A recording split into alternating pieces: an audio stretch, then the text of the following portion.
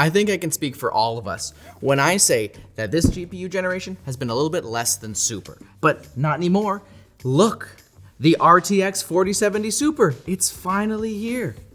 And in a cool matte black finish that I think looks really, really slick.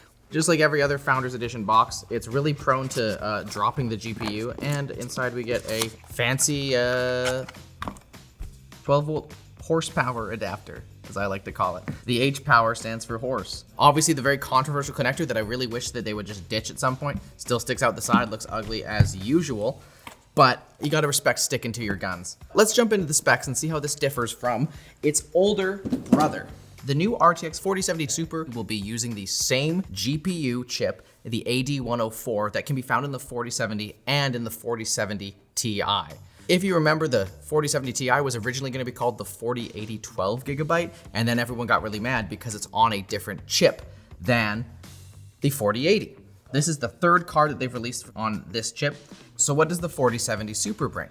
Well, it's still cut down compared to the 4070 Ti, but we see about a 20 to 22% increase across the board in pretty much all cores. You got CUDA cores, tensor cores, shader cores, ray tracing cores. We got all of them. We got more of them, which basically implies that NVIDIA has been able to improve their yields pretty substantially. Or maybe they've been struggling to make 4070 Ti's because this is cut down from that. The new 4070 Ti Super, yes, I know, that's kind of a hat on a hat for a name, actually has been moved up to the 4080 die and will be cut down from that. That's the AD103. So now we're never gonna see a card that has a full ADA104 chip on it. Everything is cut down, which is okay. There's lots of times where you have to disable cores to get better yields, but NVIDIA hasn't really done much in terms of increasing clock speeds. The base clock on the 4070 Super is 1980 megahertz, a small bump over the 1920 megahertz on the RTX 4070. But no increase to boost clock, which means that NVIDIA is relying on the extra silicon on the chip for the performance benefit. They're also quoting an increased power draw over the 4070, but just by about 10%. So not a huge increase, and they didn't bother to increase the cooler, which is totally fine because it's already a relatively low power card, and these pass-through coolers that NVIDIA made have been doing just fine this entire generation, keeping everything cool. And I actually like the size of these. This is a nice dual slot-ish card, and it isn't crazy tall or anything. It fits into cases, which is what I appreciate. I'm tired of big triple slot cards that don't need to be that big because they can be cooled by something this small. Man, the new sleek black finish just kind of makes the 4070 look kind of out of date. I don't know what it is. Maybe I'm just overwhelmed by the shiny new. Really, there's no difference to I/O or anything like that. There's very, very little difference physically about these cards outside of the cool colors. Yep, we're good.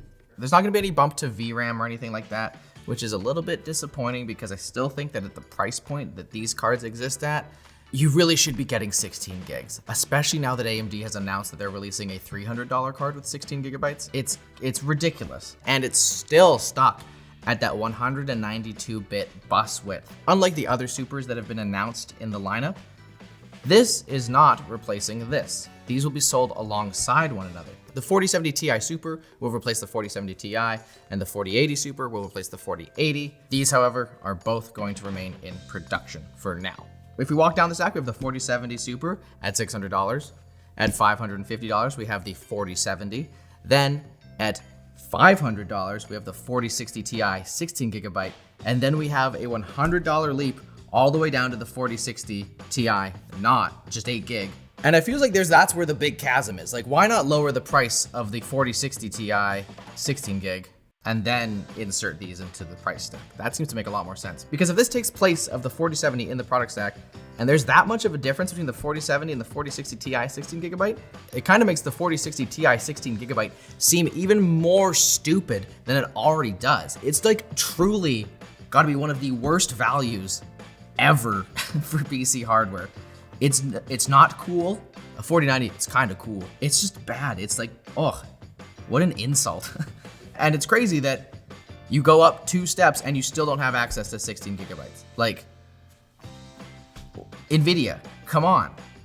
You have to get the 4070 Ti to get the 4070 Ti Super now to get, oh man, I hate Ti Super. What a stupid name.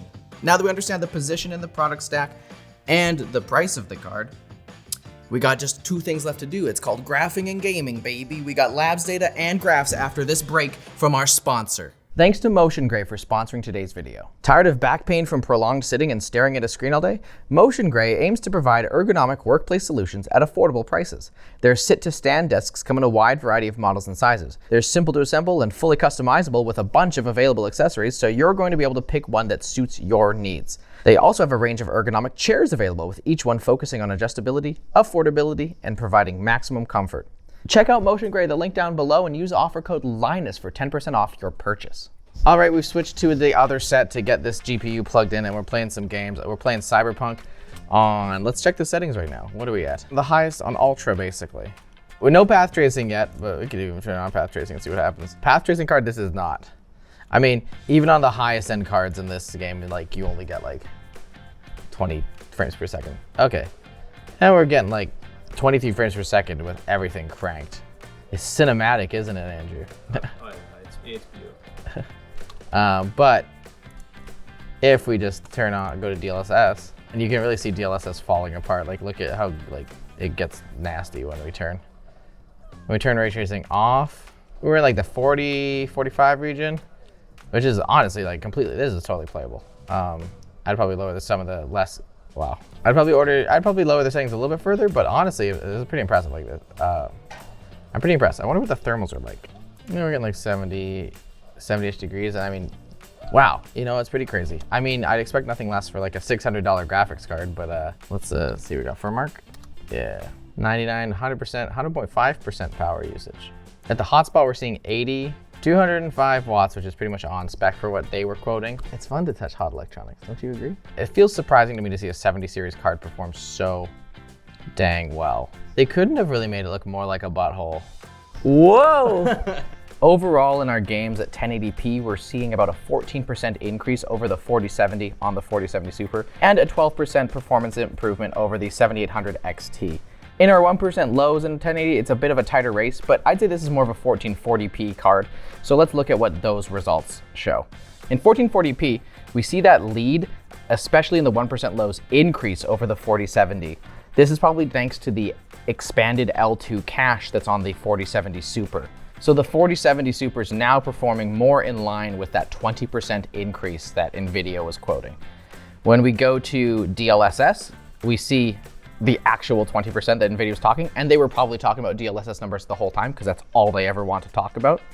We see another 20% increase in ray tracing, and in 4K, that's where we see the biggest increases over the 4070.